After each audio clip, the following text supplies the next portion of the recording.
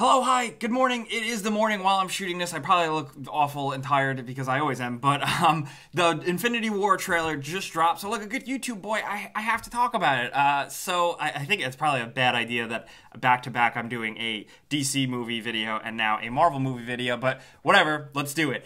This trailer, I think, was good. I don't know if you guys know how I feel about trailers, some of you new folks, but I'm not the biggest fan of trailers after the first one. I usually watch the first one to know what it is, and then after that I feel like way too much is spoiled in trailers, so I don't bother. So this is probably going to be the only trailer that I watch, and because of that though, it's not that fulfilling. It seems like, to me, they're saving like the big moments for another trailer or the movie. Let's be real though, probably just another trailer because this movie isn't coming out until May. I do like a lot of what is going on. I love seeing every character get like a little bit of an individual highlight. I do think it's a little similar to Age of Ultron in the sense that it's like, oh, every hero is here in distress. Things are dark, things are bad, it's not going so well. But it feels a little bit different here just because I think the scale is bigger. I really like one of the first shots showing Tony clearly in real distress. Like, that's that PTSD Tony Stark. The one that I find the most interesting from Iron Man 3, you know, God bless.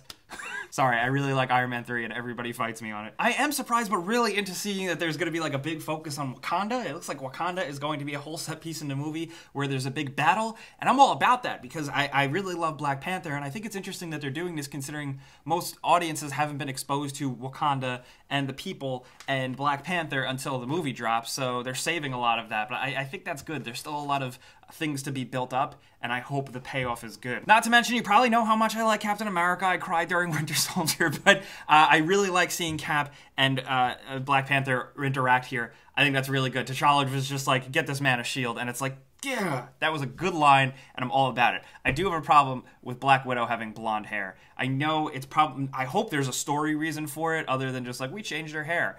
I really hope there's a story reason for it. Maybe she's in hiding or something, because her not having red hair is like Falcon without wings, or, you know, Hulk not green, but he's been not green.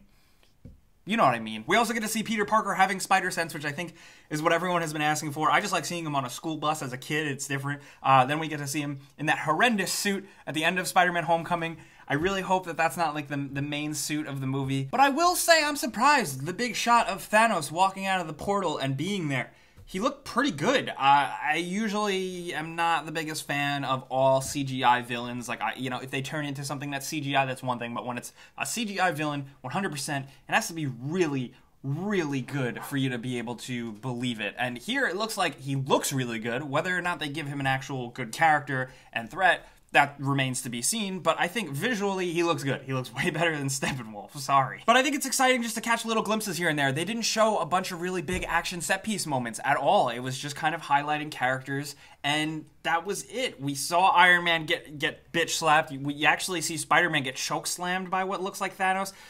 Clearly, Vision is fucked. I think we all knew that, right? You also get to see Loki up to his old bullshit with the Tesseract once again. I mean, he saw it in Thor Ragnarok, and he was pretty hyped about it, so he's back on his bullshit. One of the big moments the trailer gave you was what looks like a Wakanda battle scene where you have Black Panther, you have War Machine flying in the sky, you have the Hulk, you have Black Widow and Cap running at the screen. That seemed to be like the big character shot moment, but it's not really all the characters. It looks like it's almost a side battle. It doesn't look like the full battle of the movie, you know? Unless that is the battle, and then it's continued in the next movie, I don't know. But when I saw that, and it was like this big moment, I didn't really get that excited, I'll be honest. I think it was my brain thinking, okay, there's gotta be more than this, right? I hope there is. I definitely think there will be. That's not just like wishful thinking. I just seriously think that's how they're playing this off. I think actually this movie is really hard to pull off with all these different characters that you're grappling in from different movies, different timelines, different actor schedules, building this whole universe and this big fight all together where you have so many different weird things. Like you have Doctor Strange in full form doing his magic stuff. Then you have Tony Stark being sad. Then you have Captain America not really being Captain America. He's just kind of Steve Rogers or Nomad if you want to get that detailed. And you think that's all a lot to juggle, and then the trailer ends with the Guardians of the Galaxy, and I went, oh shit, yeah, that's right.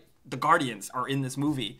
I don't know how they're going to handle that, but that was a cool little end scene. That made me smile. Spoilers for people who didn't see Thor Ragnarok. I mean, This is going to be a weird movie, and I'm still really nervous about it. Of course, this trailer looks good. It looks like the typical Marvel formula. Their trailers are really good. Their movies, I have liked all of them mostly, and they all kind of follow a similar formula. This is the one that is the most different just because of the size, the scope, and the scale. So I'm really curious to see how they pull it off. Am I excited?